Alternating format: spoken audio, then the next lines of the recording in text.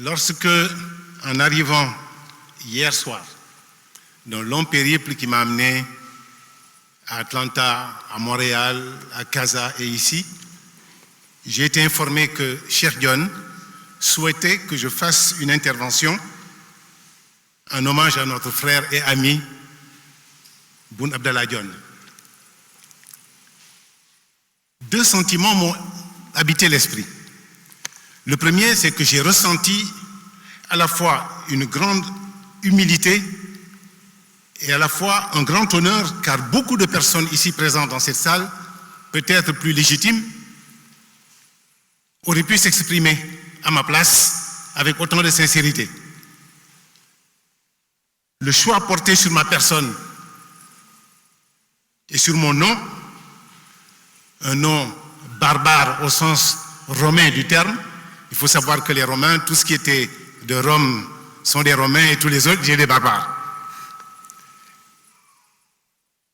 Ce nom n'évoque rien pour la presse et les médias qui sont là. Et certainement n'évoque rien pour la plupart des gens de cette jeune génération ici présente. Le deuxième sentiment qui m'a animé, c'est que j'ai défilé dans ma tête le film de la vie de Boun Abdallah Dionne.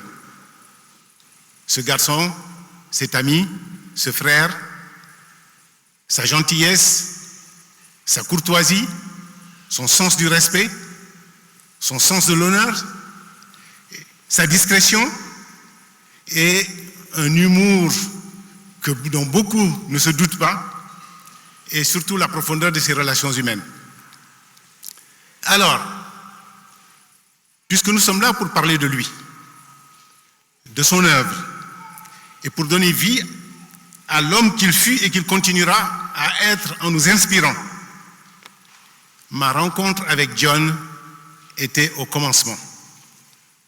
Il avait 22 ans, j'en avais 31.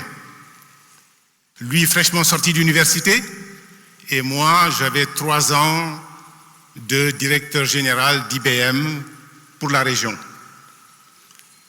Alors cette rencontre, elle relève de ce que les philosophes appellent le hasard et la nécessité.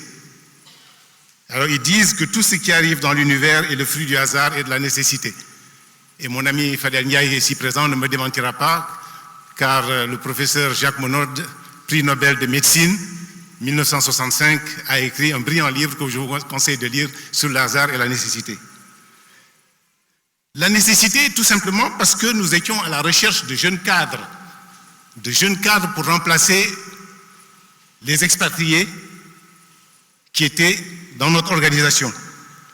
Le hasard, parce que Dieu a voulu que je sois sur sa trajectoire et que nos étoiles se soient alignées. Alors, en le recrutant, j'avais inconsciemment perçu dans son regard et dans son attitude une forme de réincarnation de moi-même, comme si je me voyais au même âge, dans les mêmes conditions. De fait, je me recrutais moi-même.